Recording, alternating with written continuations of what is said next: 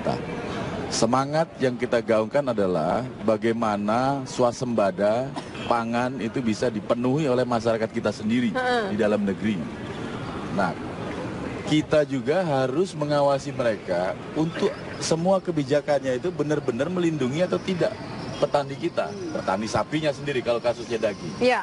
Yang kita arahkan kepada pemerintah adalah tolong apapun kebijakannya jangan dulu dasarnya atas impor. Jangan impor dulu, pastikan. Nah, tidak juga bisa, nggak impor, tapi kebutuhan nggak ada dalam negeri. Nah, kita dasari kebutuhan dalam negerinya ada nggak?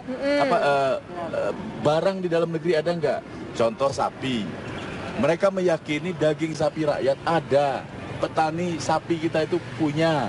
Tinggal bagaimana membawa. Kalau dalam saya, bisa simpulkan, dalam kesimpulan saya adalah ini masalah distribusi. Sebagai misal, kondisi yang disampaikan oleh feedlotter tiba-tiba menaikkan harga 46.000 dari biasanya mereka menjual 36.000, ini hal yang tidak bisa ditolerir. Bukan pemerintah mengumumkan kemudian mengurangi, kemudian semena-mena feedlotter tiba-tiba memberi. Jangan lupa sebelum tanggal 19 itu 13 Juli kuartal kedua, pemerintah memberikan izin 250.000 ekor sapi. Nah, pertanyaannya, apakah 250.000 ekor sapi itu memperkaya petani kita? Tidak. Petani sapi kita juga ada butuh sapi. Nyatanya petani sapi kita nggak mampu masuk Jakarta. Kenapa nggak mampu masuk Jakarta? Pertama, sudah ada pembagian wilayah. Dia nggak bisa dari NTT, sapinya nggak bisa dibawa ke Tanjung Priok. Karena Tanjung Priok sudah full capacity. Dia cukup di stop di Tanjung Perak, Surabaya, dari situ dibawa ke Jakarta melalui bus, melalui truk. Ini lebih parah lagi, makanya saya langsung bilang, oh ini masalah distribusi yang belum tuntas. Harusnya kalau memang benar kita mau menjalankan kebijakan secara nasional, permasalahan ini sudah lama, bukan pertama kali loh permasalahan ini bukan pertama kali, alasannya selalu Tanjung Priok over capacity. Apa nggak bisa lain? Kalau nggak Tanjung Priok, ya Mbak, ada di Cirebon kan ada pelabuhan. Kenapa? Karena petani sapi kita ini kalau bawa sapi bukan kapal-kapal yang modern, kapal kayu. Nah, Tanjung Priok sudah nggak diperuntukkan lagi untuk kapal kayu. Ini yang kita harus jadi PR kita juga. Terus terang, kalau semangat Kementerian Pertanian, kami selalu dukung tentang satu, bagaimana kita bisa memenuhi kebutuhan dalam negeri. Contoh ini sapi, ini jangka pendek memang ini menjadi miskomunikasi di antara satu. Kita tidak menginginkan ini terjadi. Bahwa mohon maaf, ada pemerintah menurunkan 50 itu bukan tanpa alasan. Karena sebenarnya hitungannya masih cukup. Cuma mungkin kekhawatiran pedagang. Begini Bang Edi. Tunggu. Kekhawatiran pedagang feedlotter ini bahwa mereka masih punya stok kok. Kenapa dia harus tiba-tiba menaikkan? Nanti dulu mereka masih punya sapi. Waktunya saya yakin masih ada lah. Tidak juga semena-mena, tidak. Tinggal saya nggak membela pemerintah dalam hal ini. Karena kebijakan ini juga terkait dengan kebijakan yang kita dorong juga. Kita tidak ingin ini terjadi gejolak. Ya itu, berarti seperti ini. Tadi sepakat ya Bang Edi, ketika memang tujuannya adalah baik. Mengurangi impor dengan jumlah 50.000, yaitu untuk mendistribusikan sapi-sapi lokal. Tetapi momentumnya dan juga pendistribusiannya ini pertanyaan sekali lagi Bang Edi. Dijawabnya nanti boleh ya? Oke. Kita masih akan berbahas ini pemirsa. Ya pemirsa, di tengah kelangkaan dan melambungnya harga daging sapi, ribuan ekor sapi impor asal Australia kemarin siang tiba di Pelabuhan Tanjung Priok, Jakarta. Ribuan ekor sapi ini merupakan bagian dari kuota impor daging sapi kuartal ketiga yang ditetapkan pemerintah. Sapi-sapi impor asal Australia ini akan dikirim ke beberapa daerah, diantaranya Bandung, Subang, Bogor, Legok Tangerang, serta Serang, Banten. Ribuan ekor sapi yang diimpor oleh 6 importir pada kuartal ketiga berjumlah 7.789 ekor. Pemerintah membatasi kuota impor daging pada kuartal ketiga hanya sebesar 50.000 ekor. Jumlah ini jauh lebih rendah daripada kuartal pertama dan kedua yang mencapai 100.000 ekor dan 250.000 ekor sapi. Meski demikian, kedatangan sapi impor ini diharapkan bisa memenuhi kebutuhan daging dalam negeri di tengah kelangkaan dan melambungnya harga daging sapi.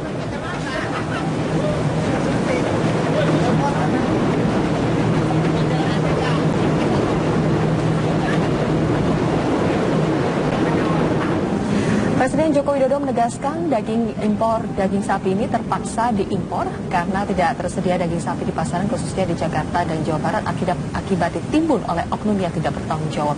Impor daging sapi akan dilakukan oleh pemerintah untuk menjaga stok daging di pasaran dan menjaga stabilitas harga daging. Jokowi mengancam penimbun daging sapi dengan undang-undang pangan yang dapat menjerat para penimbun pangan.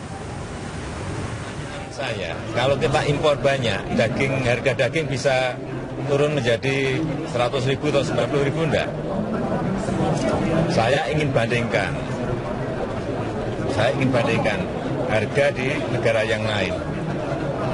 Bisa 50.000, bisa 45.000. Kenapa kita sampai sudah kita impor, harganya masih tinggi seperti itu?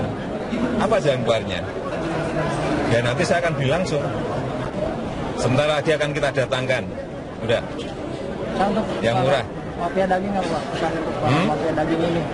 Pesan dari pemerintah untuk para mafia daging ini apa, Pak? Apanya? Ada undang-undang pangan, hati-hati, itu aja.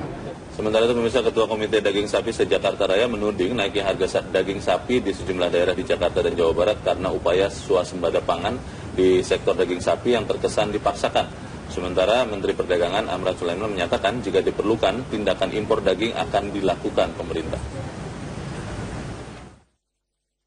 Tingginya harga daging sapi sejak Lebaran lalu membuat sejumlah pedagang daging sapi di beberapa wilayah di tanah air mogok berjualan. Di Pasar Kramat Jati, Jakarta Timur, para pedagang daging mogok berjualan sejak hari Minggu kemarin. Para pedagang merasa rugi dan tidak sanggup menjual daging dengan harga Rp120.000. Oh, ada dari pagi ada daging, ada yang jualan daging. Iya. Ada demo? Demo semua 4 hari. 4 hari? Iya. Gara-gara ini kenapa sih? Harga terlalu mahal. Kenapa? Harga terlalu mahal. Oh, harga terlalu mahal. Iya. Per kilo? Per kilo tuh. Ini demo minta diturunin pedagang. Berarti ini semua yang ini? Semua. Oh, ada demo semua ya? Iya, ada demo semua. Kita banyak. Ketua Komite Daging Sapi se-Jakarta Raya, Sarman Simanjorang, tidak yakin adanya permainan mafia mengingat minimnya pasokan daging sapi dan adanya pembatasan kuota impor daging sapi. Komite ini juga menyebut pemerintah terlalu memaksakan swasembada sapi tanpa memperhitungkan jumlah 250 juta penduduk Indonesia dengan suplai daging sebanyak 14 juta ekor sapi adalah tidak sepadan. Jadi kalau tadi katakanlah ada isu-isu bahwa ini ada permainan mafia, saya sangat tidak yakin akan hal itu, gitu loh. Karena kalau stok kita banyak, kalau stok kita berlimpah misalnya, mafia mau bermain di mana? Menanggapi hal ini, Menteri Perdagangan Rahmat Gobel mengatakan akan mendata ulang stok daging sapi nasional dan akan segera melakukan aksi apabila impor memang dibutuhkan. Namun Gobel menilai aksi mogok tersebut merupakan aksi menghasut dan dapat menghentikan perputaran ekonomi masyarakat. Oh iya, pasti kita akan komunikasi. Dan apa yang dilakukan oleh asosiasi pedagang itu adalah salah besar. Karena itu bagian menghasut dan mengganggu roda pergerakan ekonomi nasional kita. Dan tentu akan ada sikap yang diambil oleh pemerintah. Dan untuk itu saya akan membahas dengan Kapolri untuk masalah hal ini. Data sensus Kementerian Pertanian mencatat, saat ini suplai sapi di Indonesia mencapai 14 juta ekor sapi. Namun data ini tidak relevan dengan kenyataan di lapangan dikarenakan di antara 14 juta ekor tersebut terdapat sapi milik petani yang tidak setiap saat dijual ke pasar. Tim Liputan, Metro TV. Ya pemirsa, selepas atau sebelum jeda, Zilvia Iskandar akan segera memandu bincang pagi dengan perbincangan khas. Narasumbernya sudah ada? Sudah ada, saya akan perkenalkan.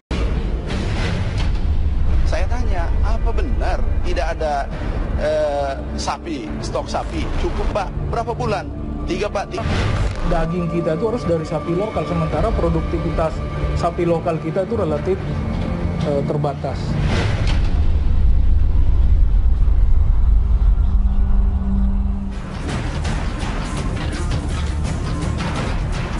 Memasuki tahun 2015, Indonesia terus-menerus disuguhkan permasalahan pangan yang kian mengkhawatirkan, khususnya di bidang pertanian dan perdagangan. Perubahan iklim dan kemarau panjang yang terjadi di negara penghasil komoditas pertanian menyebabkan harga pangan global pun mengalami kenaikan. Ketersediaan beras sebagai komoditi pokok semakin dikhawatirkan angka kecukupannya, mengingat banyak daerah di Indonesia mengalami gagal panen akibat kemarau panjang. Kedelai sebagai bahan baku pembuat tempe dan tahu pun berada di zona merah. Dan yang baru saja hangat diperbincangkan, yakni mengenai ketersediaan